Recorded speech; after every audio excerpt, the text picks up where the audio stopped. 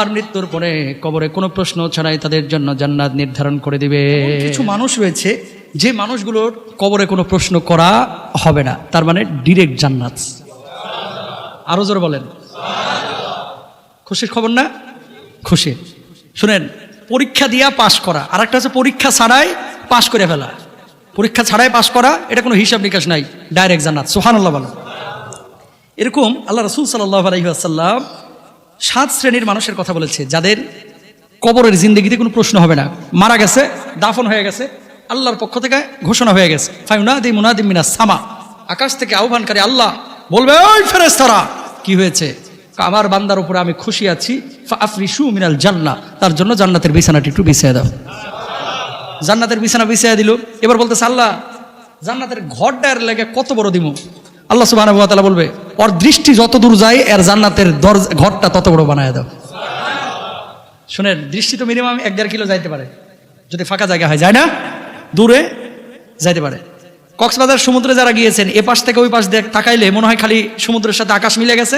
একবার মনে হয় যে সমুদ্রের আকাশ চুমা দিচ্ছে, আর একবার মনে হয় আকাশ সমুদ্রের চুমা দিচ্ছে, ঠিক না?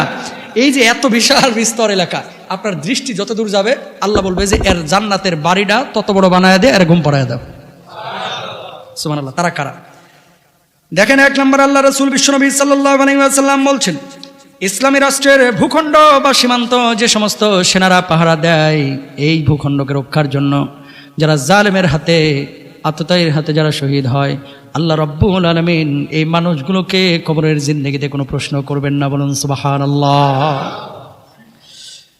2 নম্বর, ওমান মাতা ফি সাবিলিল্লাহ, যে ব্যক্তি আল্লাহ রাব্বুল আলামিনের রাস্তায় লড়াই করে শহীদ হয়েছে, বাল আহইয়াউন ইনদা রাব্বিহিম ইরযাকুন, বরং তারা জীবিত। ওয়ালা তাকুলু লিমান ইউকতালু ফি সাবিলিল্লাহ, এদেরকে তোমরা মৃত বলো না। আল্লাহর জমিনে আল্লাহর দিন কায়েমের জন্য যারা শহীদ হয়েছে, যারা কোরআনের বিধানকে কায়েমের জন্য, নবীজির সুন্নাহকে কায়েমের জন্য আল্লাহর রাস্তায় লড়াই করে জীবন দিয়ে দিয়েছে, আল্লাহ রাব্বুল আলামিন এই মানুষগুলোকে কিয়ামতের ময়দানে বিনা হিসেবে জান্নাত দিবেন। আর মৃত্যুর পরে কবরে কোনো প্রশ্ন ছাড়াই তাদের জন্য জান্নাত নির্ধারণ করে দিবেন। কয় নাম্বার গেল? 3 নাম্বার, যারা রাতে নিয়মিত সূরা মুলক পড়ে। আল্লাহ রাসূল সাল্লাল্লাহু আলাইহি ওয়াসাল্লামের সাহাবী হযরত ইবনে আব্বাস রাদিয়াল্লাহু তাআলা আনহু বলেন, এক সময় আল্লাহ রাসূল সাল্লাল্লাহু আলাইহি ওয়াসাল্লামের এক সাহাবী একটি কবরের উপর তার তাঁবু খাটান। তিনি জানতেন না এটা একটা কবর। হঠাৎ বুঝতে পারলেন কবরে একটি লোক সূরা মুলক তেলাওয়াত করছে। সে তা পাঠ করে সমাপ্ত করলো। বিশ্বনবী সাল্লাল্লাহু আলাইহি ওয়াসাল্লামের কাছে আসলেন, হে আল্লাহর রাসূল, আমি একটা কবরের উপরে তাঁবু খাটিয়েছিলাম, আমি জানতাম না এর নিচেই কবর আছে, কিন্তু সেখান থেকে সূরা মুলুকের শব্দ আমি পাইলাম। আল্লাহর নবী বললেন যে ওই কবরের মধ্যে যে ব্যক্তি শায়িত ছিলেন তিনি নিয়মিত সূরা মুলুক তেলাওয়াত করতেন। কেউ যদি রাত্রিকালীন সময়ে নিয়মিত সূরা মুলুক তেলাওয়াত করে, আল্লাহ রাব্বুল আলামিন এই সূরাকে তার জন্য নাজাত দানকারী বানায় দিবেন। সূরা মুলুক নিয়মিত রাত্রিবেলায় তেলাওয়াত করবেন। রাত্রিবেলায় তেলাওয়াত করে যদি এর মধ্যে মারা যান, এই সূরা মুলুক কবরের সিকিউরিটি গার্ড হয়ে যাবে। সুবহানাল্লাহ বলেন। কবরের কি গার্ড? Security guard. রাইফেল নিয়ে দাঁড়াবে, রাইফেল না, দুনিয়ার রাইফেল না। কি করবে? কবরের চতুর্দিকে সূরা মুলুকটা ঘিরে রাখবে। মন কান্না করে আসবে, বলে কই আইছো? কয় প্রশ্ন করতে? গরু মিয়া, কাম পাও না, এখানে আইছো কাম করতে? হ্যাঁ, কয় তুমি জানো না এই ব্যক্তি সূরা মুলুক পড়ে মারা গেছে আজকে রাত্রে? আমার নবী বলে গিয়েছিলেন, আল্লাহর পক্ষ থেকে ঘোষণা এসেছে, মুলুক পড়ে যে মারা যাবে আল্লাহ রাব্বুল আলামিন সে যদি ঈমানদার হয়ে থাকে তার কবরটাকে জান্নাতের বাগিচা বানিয়ে দিবেন। মুলুক পড়া দরকার আছে না নাই? কয়টা গেল? আজকে কি বার? জোরে বলেন। আল্লাহ রাসূল সাল্লাল্লাহু আলাইহি ওয়াসাল্লাম বলছেন, কোন ব্যক্তি যদি শুক্রবার, জুমাবারে দিনে অথবা রাত্রে মারা যায়, আল্লাহ রাব্বুল আলামিন ওই ব্যক্তিকে কবরের যাবতীয় প্রশ্ন ফিতনা থেকে রক্ষা করবেন। কোন দিন মারা গেলে? শুক্রবার, জুমাবার। সহিহ হাদিস কিন্তু এটা। জুমার দিনে অথবা জুমার রাত্রে। জুমার রাত মানে জানেন শুক্রবারের রাত না, বৃহস্পতিবারের রাত। মাশাআল্লাহ, আপনারা জানেন, আমার মুসল্লিরা অনেক ভালো, আলহামদুলিল্লাহ বলেন। জুমার রাত মানে বৃহস্পতিবার রাত, মানে আমগো বিয়ার রাত। কথা বলেন না দেখি। বৃহস্পতিবার মানে কি? কালকে সারা রাত কিন্তু ঘুমাইতে পারি নাই ভাই।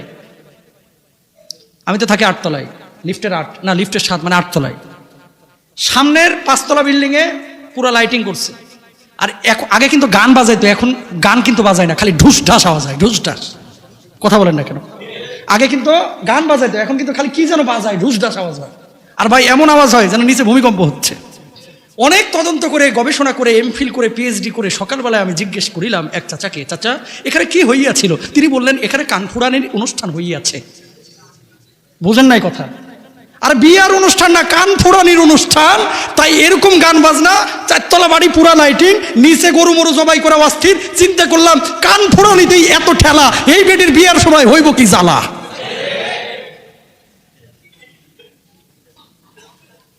কথা ঠিক কিনা? কান ফোড়ানিতেই সারা রাতের ঘুম হারাম, পুরা অস্থির। তাহলে এটার যখন বিয়ে হবে, আল্লাহ এরা হেদায়েত দান করো, আমিন বলেন। বাচ্চার তো আর দোষ নাই, দোষ হচ্ছে বুড়িয়াগুলার। তোরা কে কইছে কান ফুড়ানিতে এত বড় আওয়াজ করতে?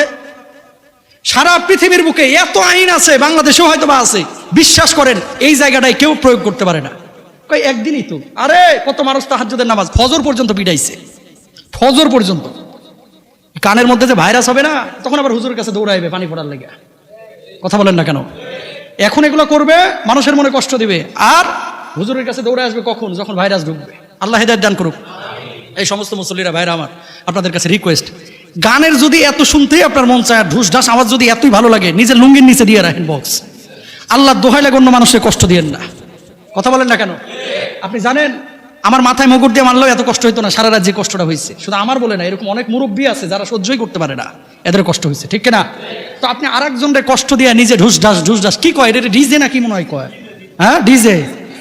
কোনো গান নাই কিন্তু, খালি দেখছি যে ঢুস ঢাস আরে চলতেছে, কোনো গান নাই। আস্তাগফিরুল্লাহ আস্তাগফিরুল্লাহ। কোথায় যাচ্ছে মুসলমান? যে জুমার রাত্রে মৃত্যুবরণ করলে কবর আযাব মাফ, সওয়াল জবাব মাফ। এই জুমার রাত্রে তুমি ঢুস ঢাস আর ডিজে করলা, তোমার মৃত্যু এই ডিজের সাথেই যেন হয়ে থাকে। আল্লাহ হেদায়েত দান করুক। এই রাত্রে যদি আপনারা বিয়ে শাদীও কেউ করেন, আরেকজনের কষ্ট দেন না প্লিজ, দোহাই লাগে, হাতটা জোর করে বলি। আপনার নাহলে কাম নাই, আজাইরা বসে থাকেন, অনেকের কাম আছে, অনেকে রাত্রে তাহাজ্জুদের নামাজে আল্লাহর কাছে হাত তুলে, বিশ্বাস করেন হাতটা তুলে অনেকে কান্নাকাটি করতেছে, আর তুমি ঢুস ঢাস করতেছো, চোখের পানি প্রত্যেকটা অভিশাপ হয়ে পড়বে। কষ্ট দিয়েন না ভাই। এত গান শুনতে ইচ্ছা হলে নিজের ভিতরে বল্টু লাগায় নিজে শুন, নিজে শুনেন। আরেকজনের জোর করে শোনাই যায়, তোমার বলছে কেডা? কিছু লোক আছে এরকম স্বভাব খারাপ, নিজে শুনবে বাড়ায় দিয়ে আরেকজনের জোর করে শোনাবে, দেখো আমার বক্স আছে, আমার বক্স আছে, জোর করে শোনাইব। এই স্বভাব চেঞ্জ করবো ইনশাল্লাহ, বলেন আরো জোরে বলেন। আর যাই হোক, অন্তত আপনারা শুদ্ধ হন ইনশাল্লাহ। আল্লাহ তৌফিক দান করুক। যেখান থেকে কথাটা বলতেছিলাম, জুমার দিনে অথবা রাত্রে যারা মৃত্যুবরণ করবে, এদের কোনো আযাব গজব হবে না। ওমান মাতা ফিল মাকদুনি ফাহুয়া শাহীদুন। আল্লাহর নবী, বিশ্ব নবী সাল্লাল্লাহু আলাইহি ওয়াসাল্লাম বললেন, 5 নম্বরে যারা পেটের পীড়ায়, পেটের রোগে আক্রান্ত হয়ে মারা যাবে, আল্লাহ রাব্বুল আলামিন ওই মানুষগুলোকে কবরের ফিতনা থেকে, প্রশ্ন থেকে হেফাজত করবেন। এই মানুষগুলো জান্নাতে যাবে। 5 নম্বর। 6 নম্বর, নাবালক শিশু এবং মায়ের গর্ভে মৃত শিশু, এদের কবরে কোনো প্রশ্ন হবে না, এরা জান্নাতি। আরেকটা হাদিসের মধ্যে, তাফসীরের মধ্যে ইবনে কাসির রাহিমাহুল্লাহ লিখছেন, এই বাচ্চাগুলো যখন মারা যাবে, এদের রূহগুলো জান্নাতে পাখি হয়ে উড়ে বেড়ায়। বাপ মা যদি আমল নিয়ে কবরে যাইতে পারে, কিয়ামতের ময়দানে আল্লাহর সঙ্গে এরা কি করবে? বোঝাপড়া করবে। আল্লাহ, ছোটবেলায় বাপ মার মায়া মমতা পাই নাই, আজকে যে আপনি আমারে জান্নাত দিছেন, আমার বাপ মারে জান্নাতে আমি নিতে চাই। আল্লাহ বলবে, যা বান্দা, ছোটবেলায় মায়া মমতা পাস নাই, আজকে জান্নাতে তোর জন্য আমি তোর বাপ মার ব্যবস্থা করে দিলাম। মাশাআল্লাহ। আর কি লাগে, তাই না? এই জন্য আসলে ছোট বাচ্চা যাদের মারা যায়, এরা খুব কষ্ট পায়। হয়তো আপনি আমি বুঝি না, যারা হারায় তারা বুঝে। প্রিয় ভাইরা আমার, ছোট বাচ্চা যাদের মারা গিয়েছে, আপনারা যদি ঈমান নিয়ে কবরে যাইতে পারেন, এই পুরস্কার রেখেছেন কে? আল্লাহ তাআলা। এরপরে আসেন 7 নম্বর, পাগল এবং বোকা ব্যক্তি। এই জন্য অনেক উলিয়ারা আকাঙ্ক্ষা করতেন যে আল্লাহ, মানুষ না বানায় আমার পাগল বানায় দিতা, আল্লাহ হিসাব হইতো না। আল্লাহ, তুমি আমার একটা পাখি বানায় দিতা, আল্লাহ একটা চতুষ্পদ জন্তু বানায় দিতা। কেন? কারণ এই পাগলের কোনো হিসাব নাই।